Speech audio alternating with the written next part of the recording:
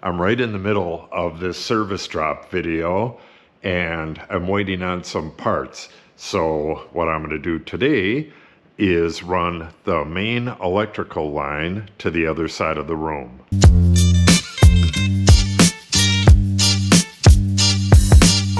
And that's going to involve running conduit up to the ceiling over at a 45-degree angle until it meets up with these joists, and then running it all the way across the room. I have to stop temporarily on the other side, but this is a big job and I have limited time with this scaffold. I'm borrowing it, and when he wants it back, it's going to be back there for, I don't know, a couple weeks. So I want to get this done. So let's get up there. And I think I'm going to do a test bend to start with. I'll bend something at 45 and then see where it's going to hit at the box, and then bend that elbow going down just to see if I have it right. I do believe I have it figured out, but you never know. If I have it correct, I'll run that stuff on the end of a 10-foot piece, and we'll start out by coming way out to here somewhere. This is my test piece right here, so let me give that a try. And if you want to see some videos on bending itself, there's a few of them out before this. I'm just going to bend this and see if it works, and then we'll get back to you then. Okay, I have my test piece bent, and I was thinking about it. It's actually two pieces with a splice in it, and I was thinking about it and thought, well, why don't I just use this? It'll be a lot easier with this little piece to get the first piece in, and then I can run 10-foot pieces down to the other end. I need to tweak this 45 just a bit, and then I can fasten that in place. Now what I need to do is get a straight line all the way across. I'm not sure if you'll be able to see it or not, but these panels were laid out on the ground, and then I lifted them up. Well, they were punched as well, and they might be just a smidge different here and there. So if I were to go just like between the screws and put in a bunch of the hangers, I would have kind of a zigzag going down there. So what I'm going to do is run a line across, well, let me show you here. I'm going to run a line across the ceiling and then take my combination square and then just go from the line down to where the hanger is going to go. The hanger is going to go right in between the two screws in that center right there. And I can't use a chalk line because the chalk line would just hit the top ribs. So I need to stretch a line nice and tight, take the combination square, transfer a dot there, go up and drill, and then we'll put 5 or 6 of these in there. They have to have 3 washers in order to get to the right height. And then I'll be using these screws right here. These are pretty heavy duty. 1/4 inch by 2, they're like mini spacks. So, oh, and I had thought I'll just take a screw out and put an eye screw on either end of the room, but I don't know what the heck I was thinking. When I'm putting the pipe up, I use this, and it's 2 neodymium magnets. I think that's how you say it. So I just put these 2 on the ceiling and put the pipe through there, and I can work on one end of the pipe while it's secured way over here. I'll just use 2 of these, put 1 on either end, stretch my line, and like I said, I got to go all the way across and put the hangers in first. Then I can go up there and start putting pipe in. But before I do anything, I'm going to get that little piece or I'm going to get that piece bent a little bit, tweaked a little bit, and then we'll move on from there. All right, I'm getting a little ahead of myself.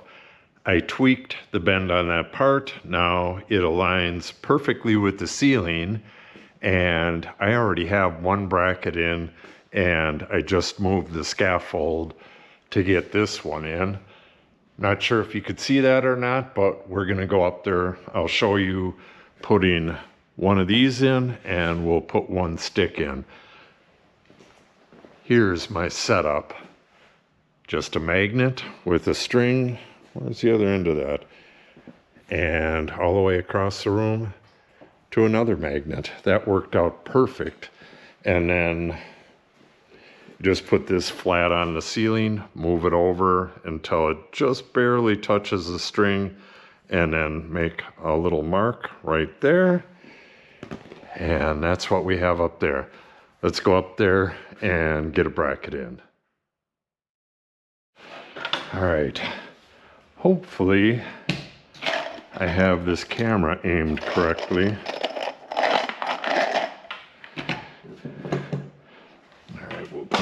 Put as much as we can up here so I don't have to bend down. I actually have vertigo and it kind of sucks being up high and bending down. All right, so open the bracket up like thusly.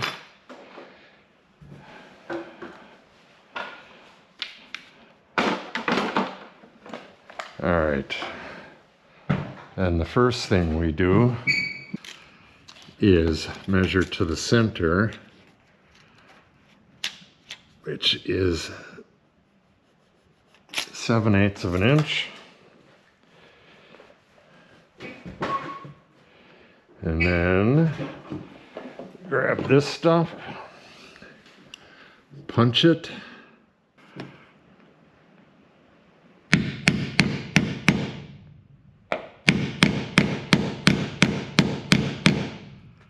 Wow, this is really tough right here. All right, that's gonna have to do. Have to sharpen that tip. And then I have a drill bit that's bigger than the threads on the screw.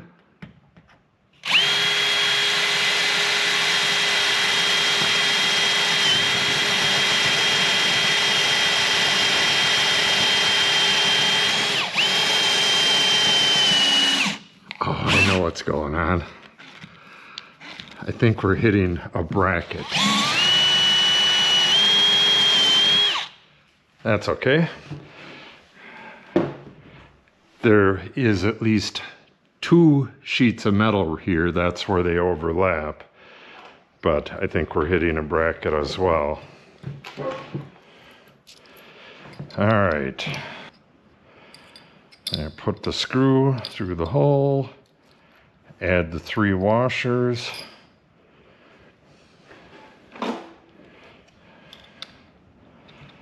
And then try to align it correctly.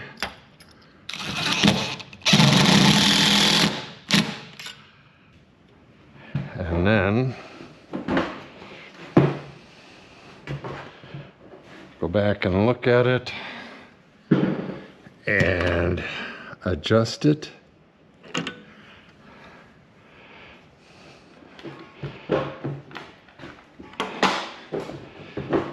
And then we'll set the screws down, or the screw and the nut down there. Now we need to move right in the middle, and we'll put a stick up there. You have to go back and forth, move the scaffold back and forth to get everything tightened down and all that stuff. It's a pain in the butt, but it's a lot easier than doing everything from a ladder. So I'm going to want to come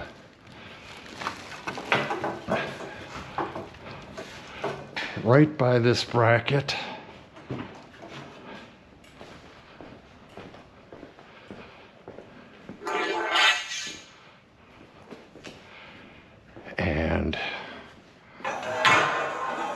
We already have a fitting on the far end.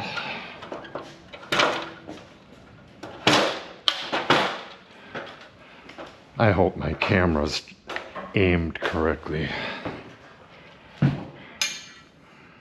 All right.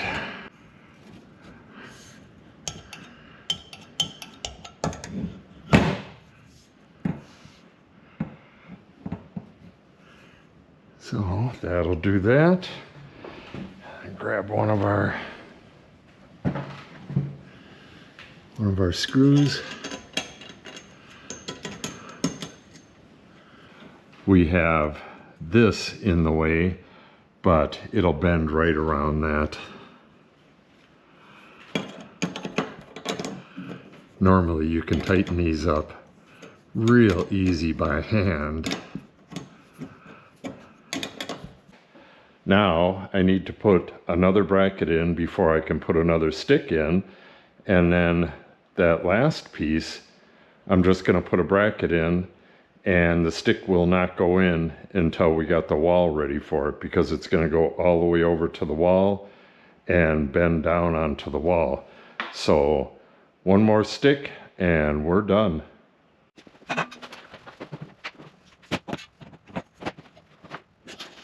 Okay, all of the conduit's in that's going in today. Now I'm just going to roll the scaffold back to the beginning, and starting at the box there, I'm going to work my way this way and tighten everything all the way up, and then I'll show you something on the drawings, and then we'll wrap this video up. I forgot to tell you the reason for starting back at the beginning. All of my bends are down here. The rest is just straight pipe. So if I start tightening stuff up down that way and this stuff isn't correct, I'll have to go all the way back there and loosen all that stuff up. I just shifted everything. It's exactly where it needs to go.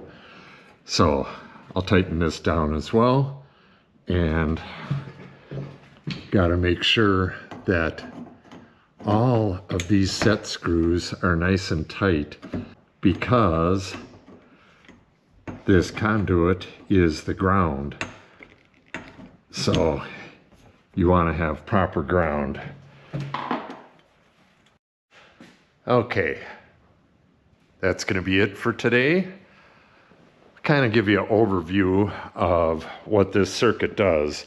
We're going to have 3 switches in here, 2 in here. These are going to be normal switches. One's going to control the light over the door outside, and the other is going to control a barn light, one of them gooseneck things, above the garage door. And these 3 are going to control 3 banks of lights. We're going to have one here, and one on the other side. I believe I said I was going to hang them from this conduit, but I'm not going to do that. I forgot that we have uneven spacing in here, and this would be even spacing. The lights are going to go right about here. So this is going to go over to the wall, and then it does all this stuff.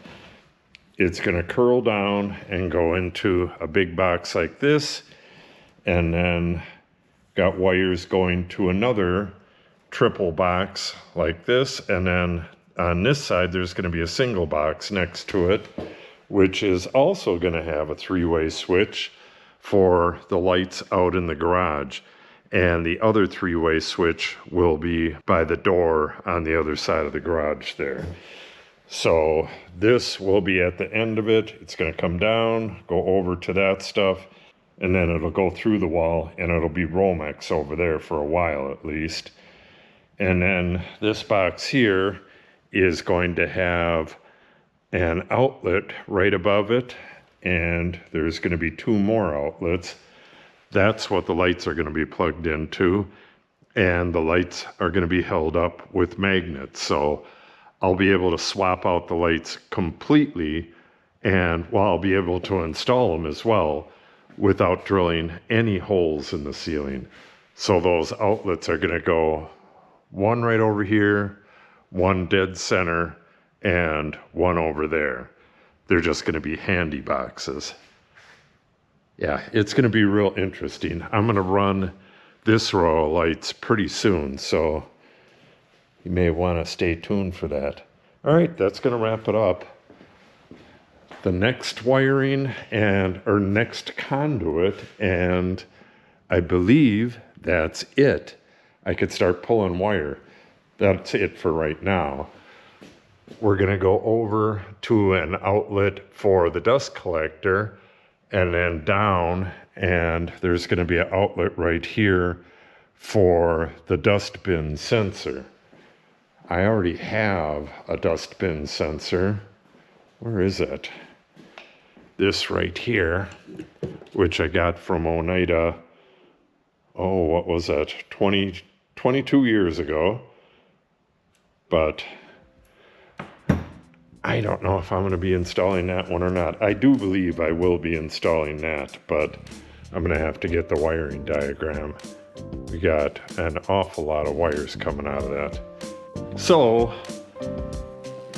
the next video is going to be back here, and then after that, we're going to start pulling some wire.